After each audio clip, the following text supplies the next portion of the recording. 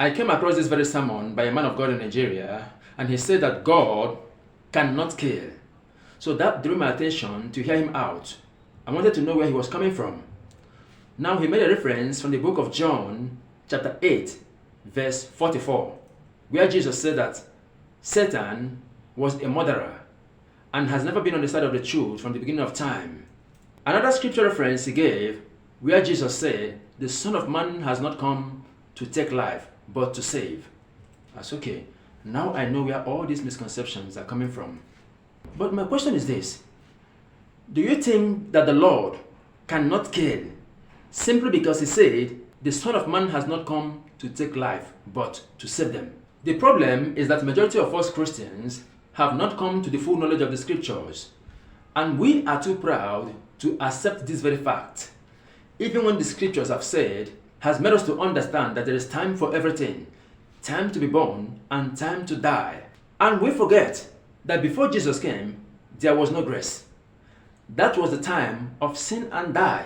No mercy, no grace, no forgiveness. But grace came through Jesus Christ.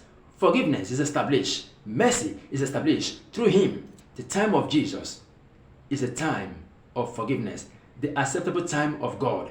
That is why the Lord declared, I have come to declare the acceptable year of the Lord. And you don't expect him to kill or to destroy in the acceptable time. This is to tell you that the majority of us Christians who think we know the scriptures knows nothing. In fact, devils, the demons, know the scriptures more than them, because they understood whom Jesus was. They knew he was their God, their Maker. They knew that he was the judge of the whole world, that will condemn and destroy all evil, including them that rebelled against him. And they asked him, have you come to destroy us before the important time? Telling you that there is time for everything. They knew there is appointed time for him to destroy all evil. But we Christians, we cannot understand reason and purposes. Now let me answer you with a matter of reason and purposes. That the scriptures say, can evil happen to a city if the Lord have not done it? I created the light, I formed darkness. I kill and I make alive. But if you think this was only about the death of Jesus Christ, then I will tell you that even if it is only one killing, it is killing. If you say the Lord have never killed before and will never kill and have not done it before, he has killed, even if it's only Jesus. The problem is that so many preachers think they can flatter God to portray him with their imagined identity, things that is not in line with the scriptures. A kind of God that can only bless and save, but cannot harm. The Bible says, warn people against his wrath to come. Fear God, for the one who made all life, who can bless, can also curse. The one who can bless, who can save, can also destroy. If you don't tremble before him and serve him, time shall come when people shall well, had I known. This is what the scriptures say. Some of this message that tell you that God cannot kill, has never killed, and will not kill, will deceive many of you. The Bible says, tremble before him, all nations. Seek him when you can find him. In this acceptable time, for the time will soon be over, when nations shall wail because of him. The same lamb you slaughtered, you think he cannot harm. The same lamb you killed will return as a lion, as a consuming fire. And all that rejected him and stood against him shall wail because of him. Even mountains and islands shall flee because of him, because of the wrath in his eyes, because of the vengeance in his eyes. We must understand this very truth, that the only one who has the power and the right to take away life is the one that made it. Beside him, any other person committed murder. Will you call God a murderer because he take away the life that he made? How can you accuse someone of something that belongs to him? If you burn down your house, can any person charge you of damage? But let another person try it. He will go to court and sweat left and right. Maybe you think you are trying to do God a favor or to help him by painting him Mr. Nice Guy. Probably you've read the book of people like Richard Dawkins, who wrote The Improbability of God's Existence, who blasphemed against God and said that the God of the Old Testament was a cruel God that is not as same as Jesus Christ. Then you try to say that he never killed, even in the Old Testament. That is the ignorance of men. But let me ask you, oh man, who are you that replies against God? The scripture says, I will show mercy unto whom I will show mercy, and whom he wants, whom he will, he harden, just like he hardened the heart of Pharaoh, that he may display his signs and wonders, his powers, so that his name may be declared to the end of the earth. That at the mention of his name, nations around will tremble. They will even tremble at the presence of Israel, children of Israel. And the Bible said that after all these signs and wonders and terrors reigned in the land of Egypt, that all nations trembled at the mention of the name of the God of Israel. They even trembled at the presence of Israel, that they hired Balak to come and turn Israel away. They were afraid of them. Now let me ask you, was it Satan that did all those signs and wonders in Egypt to glorify the name of the God of Israel? Was it Satan that killed the firstborn sons of Egypt in revenge to what Pharaoh did to the children of Israel? Or did God hire Satan to go and kill in Egypt, to kill their firstborn for his glory? For Pharaoh to let Israel go? You think that God cannot kill simply because he called Satan a murderer. But if God killed, would you call him a murderer? If the government of this world has the power and the right to give any individual death sentence according to their law, if the crime the person has committed is worthy of the same penalty, would you call them evil? Would you call them murderers? The Bible says there is no power or government that exists except that which the Lord have ordained, that they are ministers of God, and they are not bearing sword in vain. They are not terror to good works. If you do well, they will praise you. They are only terror to those that do evil and commit crimes, so that men shall flee from crime and from doing evil. But if you think they are evil, is God using evil to do good? So in order not to incur the wrath of the law, we need to avoid crime and doing evil. Even you as a preacher, if you fraud your members, they're supposed to jail you. You said that God cannot kill because you think if he do, that would be evil of him. You need to grow up in your thinking. For the one who made them and placed them anywhere in the world where he wants, has the power and the right to remove them anyhow, anytime. He alone has the power to remove. No other person has the power to remove what he has not kept.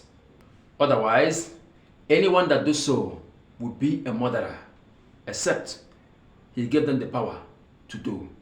This is what the scripture revealed in answer to what Jesus said, that Satan was a murderer.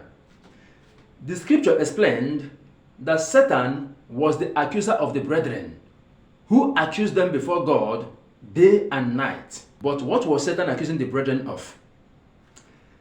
The same Satan that was called the deceiver, who deceived the whole world to rebel against God and to disobey the commandments of God, went into the presence of God and accused the very people he deceived.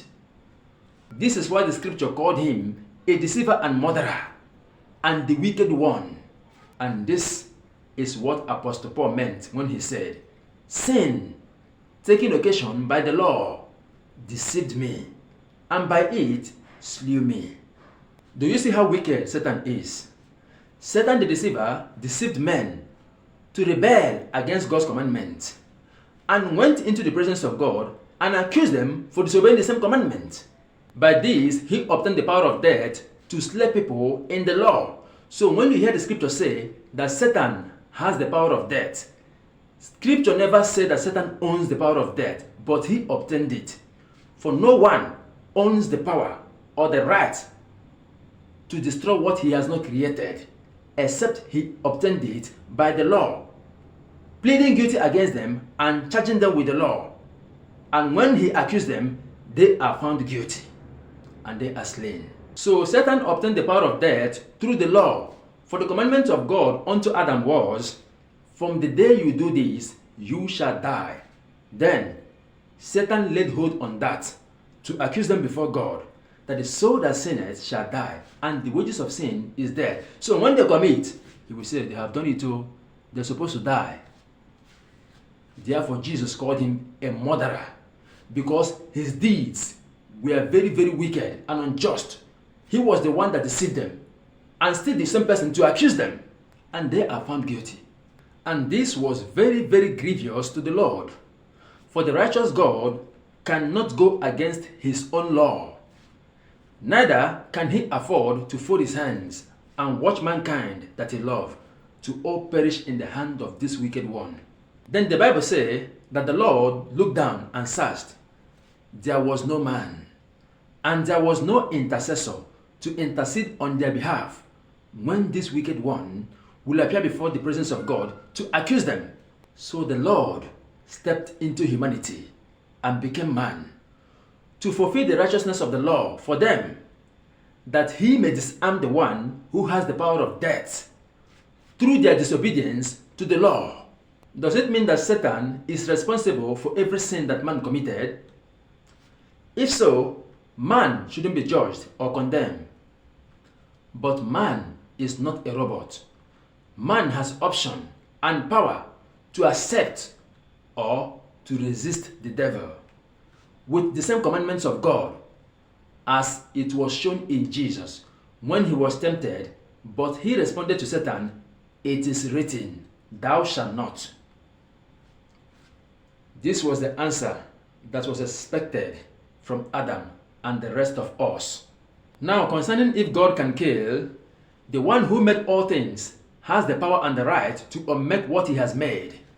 And the potter has the power and the right to use the clay in his hand for the vessel of honor or for the vessel of dishonor. As the scripture says, whom he will, he harden for his own purpose, and he will show mercy unto whom he will show mercy.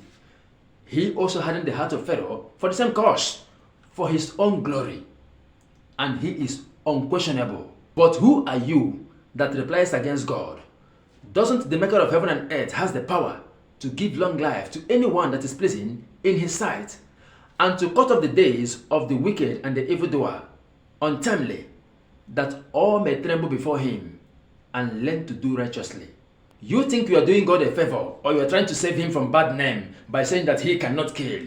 God is the one that owns the power. He owns the power and the right to remove and to place. When people have not understand the reason of things and the purposes they serve, they think that if God kill, that has made him evil or a murderer. This is the mentality of those who have not come to the full knowledge of the truth, that this world is not our home. All of us will go home one day, if not today, tomorrow, or when we grow old. But should God call you home when you have grown old, will that make him a killer, a murderer, or evil, as you think?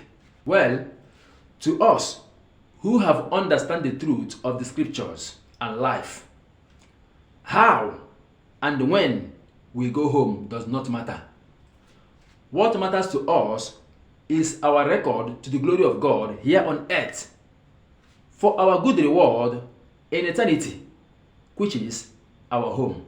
But if you still think that God cannot kill or destroy, then you will be the one to judge and destroy people and destroy evil ones, Satan and the fallen angels, on the judgment day. Since you choose to stand against the word of the same God that said, fear him, that when he has killed, he will destroy the soul in hell. He is called consuming fire. What is he consuming? Maybe it will be you that teach people not to fear him